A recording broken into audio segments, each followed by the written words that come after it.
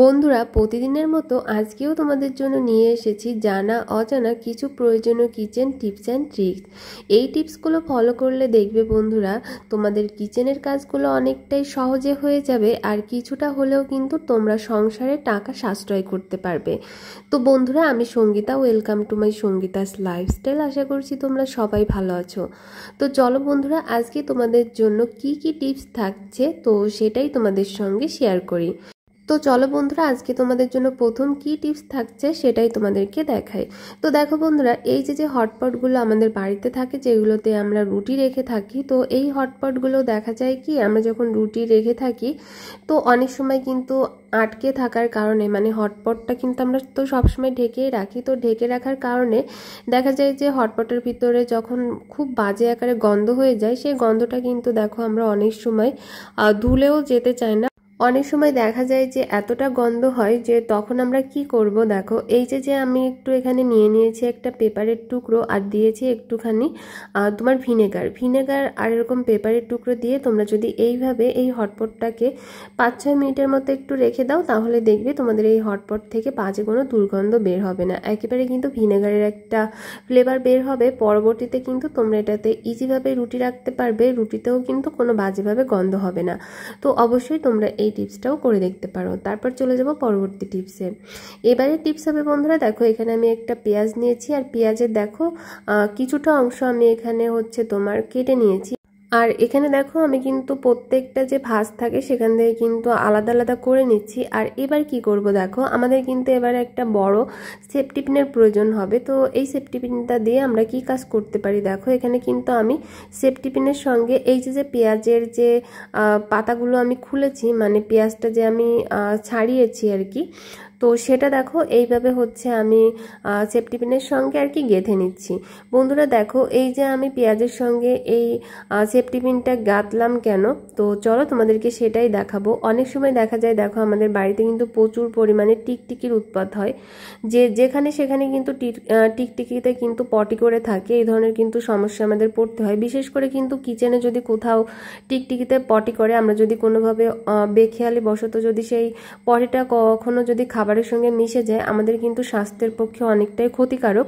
তো সেই ক্ষেত্রে টিকটিকি যদি এরকম করে তোমরা যদি পেঁয়াজটাকে যে কোনো জায়গায় এইভাবে ঝুলিয়ে রাখো কিচেনে, দেখবে তোমাদের কিচেনে কখনোই কিন্তু আর টিকটিকির উৎপাত হবে না।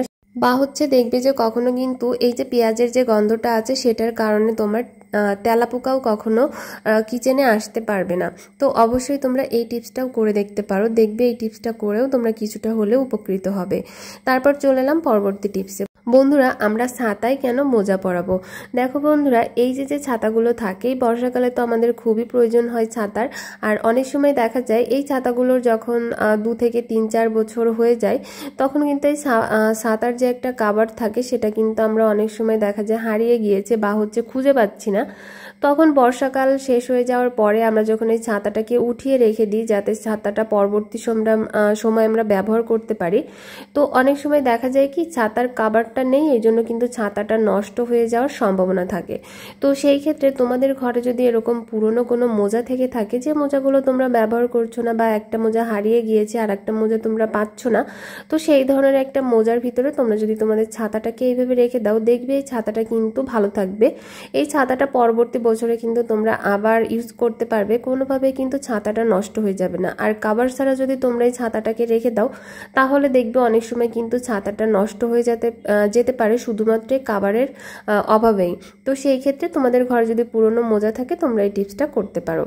তো তারপর চলে যাব পরবর্তী টিপসে। এবারে টিপস হবে বন্ধুরা, দেখো এরকম যখন আমরা কলা সেদ্ধ করে থাকি প্রেসার কুকারে, এই কলাটা সেদ্ধ করার জন্য কিন্তু কি হয়, জলটা তো কালো হয়েই যায়, সাথে সাথে কিন্তু প্রেসার কুকারটাও দেখবে যে একেবারে কালো হয়ে যায় যেটুকু পর্যন্ত আর কি জলটা থাকে।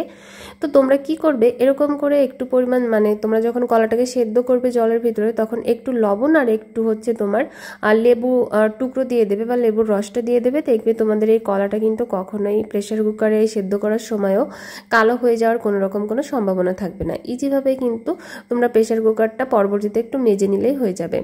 তারপর চলে এলাম পরবর্তী টিপসে। বন্ধুরা, গৃহিণীদের জন্য কিন্তু এটা সব থেকে বড় একটা টিপস, কারণ হচ্ছে দেখো, গৃহিণীরা যদি কিচেনে এরকম তেলাপোকার উৎপাত হয়, এই যন্ত্রণা কিন্তু সহ্য করা আসলে খুবই কষ্টদায়ক। কারণ কিচেনে আমাদের অনেক জিনিসপত্র থাকে, আমাদের খাবার দাবার থাকে, সেগুলো কিন্তু তেলাপোকা যদি হয়ে থাকে তাহলে কিন্তু নষ্ট করে দেয় এগুলো, আর কিন্তু জিনিসপত্র নোংরা হয়ে থাকে। তো সেই ক্ষেত্রে তোমরা কিন্তু বাজার থেকে এরকম একটা যদি ফিনিশ কিনে নিতে পারো, তাহলে দেখবে এই ফিনিশটা কিন্তু শুধু পিঁপড়ে মারার কাজেই লাগে না, এই ফিনিশটা কিন্তু বন্ধুরা তেলাপোকাও মারে প্রচুরভাবে। আমি তো তোমাদেরকে দেখিয়েই দিলাম, দেখো আমি কতগুলো তেলাপোকা কিন্তু মেরেছি। এইভাবে কি করবে, তোমরা ক্যাবিনেটের ভিতরে এরকম করে একটু দিয়ে রাখবে, দেখবে এর উপর থেকে যদি তেলাপোকা তোমার দৌড়ে যায় তাহলে কিন্তু সব তেলাপোকাই মারা যাবে। তো বন্ধুরা এবার চলে এলাম আমার পরবর্তী টিপসে। দেখো বন্ধুরা, অনেক সময় কি হয়, আমরা যখন ডিমটা সেদ্ধ করতে দিয়ে থাকি, ডিমের খোসাটা কিন্তু ঠিকঠাক মতো ওঠে না, বা হচ্ছে দেখা যায় ডিমটা অনেক সময় ফেটে যায়। তো এই ধরনের কোনো সমস্যায় তোমাদেরকে পড়তে হবে না কি করলে, সেরকম একটা টিপস শেয়ার করব। তার থেকে বড় কথা হচ্ছে, দেখবে যে সদ্য ডিমও বন্ধুরা তোমরা এইভাবে যদি সেদ্ধ করে থাকো, তাহলেও কিন্তু কখনো ডিমের খোসার সঙ্গে ডিমটা থেকে যাবে না, খুবই ইজিভাবেই কিন্তু তোমরা ডিমের খোসাটা ছাড়িয়ে নিতে পারবে। তো এখানে দেখো, আমি ডিম সেদ্ধ করার আগে সেই জলের ভিতরে দিয়ে দিয়েছি কিছুটা পরিমাণে লবণ, আর দিয়ে দিয়েছি এক টুকরো হচ্ছে লেবু, সেটা ভালো করে দেখো কেটে জলের ভিতরে দিয়ে দিয়েছি। এইভাবে যদি তোমরা ডিমটাকে সেদ্ধ করতে পারো, দেখো এরকম কিন্তু ডিমের খোসাটা ছাড়িয়ে যাবে, আর কখনোই কিন্তু বন্ধুরা ডিমটা তোমার ফেটে যাবে না। অনেক সময় হয় কি যে আমরা সদ্য ডিম যখন বাজার থেকে কিনে এনে থাকি, সেটা যদি আমরা সেদ্ধ করতে যাই, অনেক সময় কিন্তু খোসাটা ঠিকঠাক ওঠে না, অনেকটা ডিমই কিন্তু অপচয় হয়ে থাকে। তো সেই ক্ষেত্রে তোমরা এই টিপসটা অবশ্যই করে দেখতে পারো। দেখবে এই টিপসটা যখন তোমরা করে ডিমটা সেদ্ধ করবে, দেখবে বন্ধুরা ডিমের খোসাটা খুবই সহজে উঠে যাবে, আর ডিম কিন্তু একেবারে সেদ্ধ করার সময় ফেটে যাবে না। তো বন্ধুরা তোমরা এই টিপসটাও অবশ্যই একবার হলেও করে দেখতে পারো। তোমাদেরকে আমি দেখো প্রত্যেকটা ডিম কিন্তু ছাড়িয়ে দেখিয়ে দিচ্ছি, দেখো কতটা সুন্দর কিন্তু ডিমের খোসা ছাড়ানো হয়েছে। তো বন্ধুরা এবার চলে এলাম আমার পরবর্তী টিপসে। তো এবারের টিপস হবে, দেখো এই যে পেঁয়াজগুলো আছে, আমরা কিন্তু অনেকেই আছি পেঁয়াজ কাটতে চাই না, শুধুমাত্র চোখ থেকে জল বের হবে সেই ভয়তে।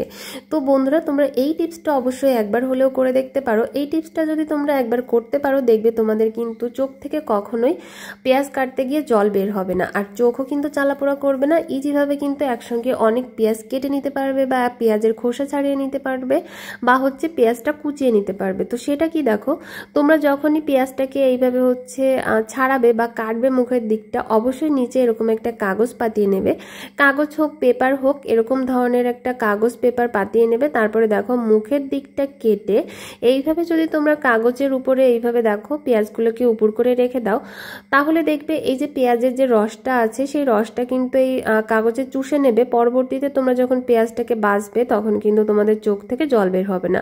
তো দেখো তোমরা কিন্তু একটু খেয়াল করলে দেখতে পারবে, আমি কিন্তু একটা পেঁয়াজ উঠিয়ে তোমাদেরকে সাথে সাথেই দেখিয়ে দিচ্ছি যে এখানে কিন্তু পেঁয়াজের যে রসটা আছে, সেটা কিন্তু তোমার কাগজের সঙ্গে কিন্তু লেগে গিয়েছে। তো এটা করে কিন্তু তোমাদের 1 থেকে 2 মিনিটের মতো একটু রেখে দিতে হবে, তাহলেই কিন্তু ঝাঁঝটা কমে যাবে। আমি যেহেতু এখানে ভিডিও করছি, তাই তোমাদেরকে আমি সাথে সাথেই দেখিয়ে দিচ্ছি। তো অবশ্যই তোমরা যখন পেঁয়াজটা কাটবে, তখন এই টিপসটা ফলো করতে পারো। এবার চলে এলাম পরবর্তী টিপসে। বন্ধুরা এবারে টিপস হবে, দেখো এখানে আমি নিয়ে নিয়েছি কিছুটা পরিমাণে হচ্ছে তোমার লবণ। তো লবণটা দিয়েছি আমি কি কাজে, সেটাও তোমাদেরকে দেখাবো। আর এখানে দিয়ে দিচ্ছে দেখো আমি কিছুটা পরিমাণে তোমার বেকিং সোডা। বন্ধুরা লবণ আর এই বেকিং সোডা দিয়ে আমি কি করব, তো চলো তোমাদের সঙ্গে শেয়ার করব। তার আগে কিন্তু এই লবণ আর বেকিং সোডাটাকে কিন্তু ভালো করে আমার মিশিয়ে নিতে হবে। তো বন্ধুরা এটাকে কিন্তু ভালো করে মিশিয়ে নেওয়ার পরে এটা দিয়ে আমি কি কাজ করব, তো চলো তোমাদেরকে সেটাই দেখাবো।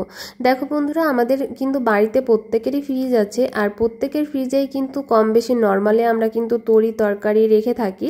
অনেক সময় রান্না করার জিনিস রেখে থাকার কারণে দেখা যায় কি এই নর্মাল ফ্রিজটাই কিন্তু সব থেকে বেশি বাজে দুর্গন্ধ হয়ে থাকে। ফ্রিজটা খুললেই কিন্তু একটা উগ্র দুর্গন্ধের সৃষ্টি হয়ে থাকে। তো সেই ক্ষেত্রে বন্ধুরা তোমরা যদি এরকম করে একটু লবণ আর বেকিং সোডা একটা বাটিতে করে যে কোনো একটা কর্নার সাইডে যদি রেখে দাও, তাহলে দেখবে কখনোই কিন্তু তোমাদের ফ্রিজ থেকে আর বাজে দুর্গন্ধ বের হবে না। ফ্রিজটা খুললেও কিন্তু কখনো তোমরা আর বাজে দুর্গন্ধ পাবে না। তো বন্ধুরা আশা করব এই টিপসটাও তোমাদের একটু হলেও অনেক বেশি উপকারে এসেছে। যদি আমার এই টিপসটা ভালো লেগে থাকে বা আমার চ্যানেলে নতুন হয়ে থাকো, তাহলে অবশ্যই আমার চ্যানেলটিকে সাবস্ক্রাইব করে দিয়ে আমার পাশে